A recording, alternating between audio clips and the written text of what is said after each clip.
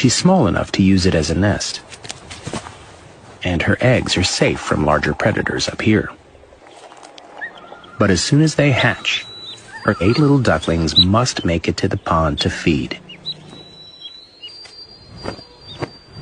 It's a difficult journey. They won't be able to fly for months.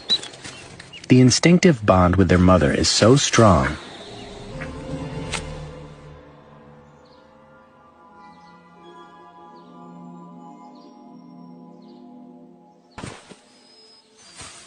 ducklings are born with soft, flexible bones. They're so light, even from up here, they can survive the fall and bounce like fluffy ping pong balls.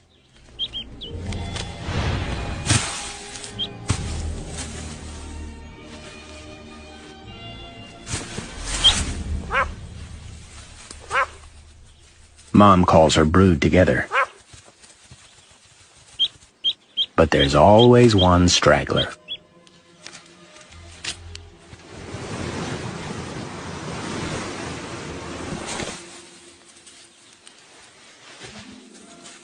Finally, the family can move on.